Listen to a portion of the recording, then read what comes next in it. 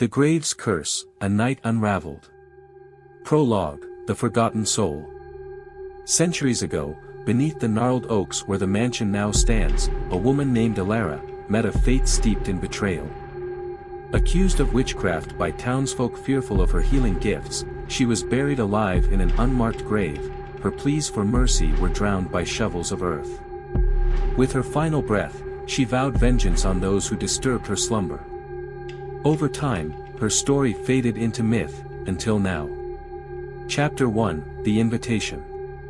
The old Kensington Manor had always loomed like a skeletal hand at the edge of Willowbrook, its boarded windows and sagging roof a warning to the curious. Yet for Leo, Sarah, Mia, and Kevin, childhood friends bound by a love for the macabre, it was the perfect spot for their annual Halloween sleepover. Think of the ambience, Leo had insisted, his grin sharp under the glow of his phone flashlight. No dusty attic or spider-filled basement can top this. Sarah, the pragmatic artist of the group, had rolled her eyes but secretly relished the chance to sketch the mansion's decaying grandeur. Mia, a psychology major with a skeptic's mind, saw it as an opportunity to debunk local ghost stories. Kevin, the quiet gamer, just wanted to survive the night without his asthma acting up.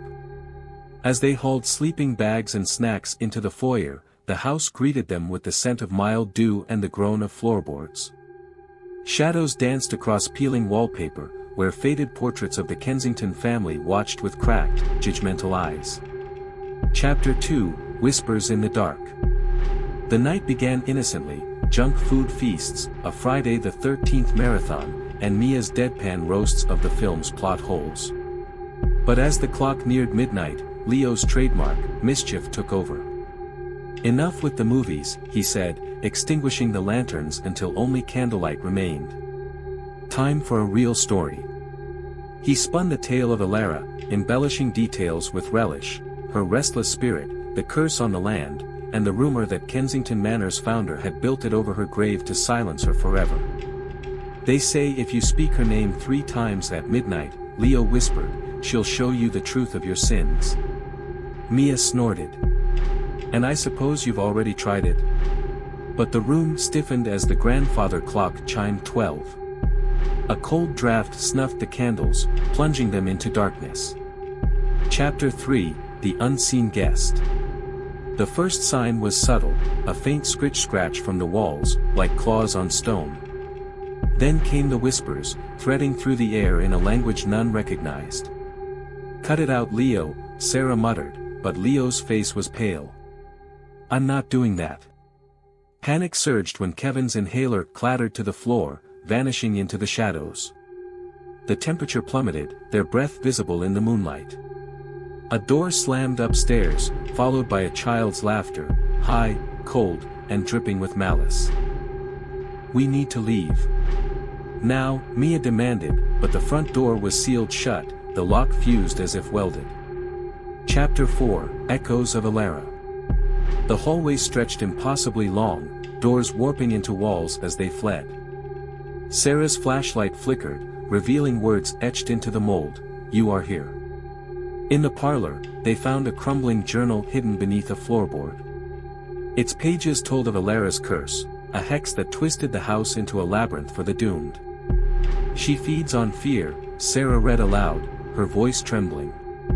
To survive till dawn you must, refuse her gaze. The friends clung to one another as specters materialized, a hanged man swaying in the foyer, a shadowy child crawling on the ceiling. But Alara herself was worse. She drifted through walls, her form flickering between the woman she'd been and the monster she'd become, a tangle of roots and bone, eyes like smoldering coals. You will linger, she rasped, her voice a chorus of the damned. Chapter 5, The Price of Survival. Trapped in the attic, Kevin uncovered a stained glass window depicting Alara's burial. The grave, he realized. We need to find her bones, give her peace. Guided by Sarah's sketches of the house's shifting layout, they descended into the cellar, where roots slithered like serpents. There, beneath a cracked altar, lay a rotted casket. Inside was Alara's skeleton, wrists bound by rusted chains. I'm sorry they did this to you, Mia whispered, defiance cutting through her fear. But we're not your enemies. A heartbeat of silence. Then the chains disintegrated. Epilogue, Dawn's deception. Sunlight bled through the clouds as the friends stumbled onto the lawn, the house crumbling behind them into ivy and memory. They vowed never to speak of that night. But weeks later, Sarah's sketches began to change. The portraits now showed Alara standing among them, her hand on Leo's shoulder. Kevin's inhaler reappeared, filled with dead leaves. Mia's dreams echoed with laughter. And Leo? He couldn't stop scratching at the dirt under his nails, no matter how hard he washed. Some curses, after all, follow you home. Click here to watch more videos like this, like, share and subscribe and comment down your favorite part. Thank you very much for watching till the end.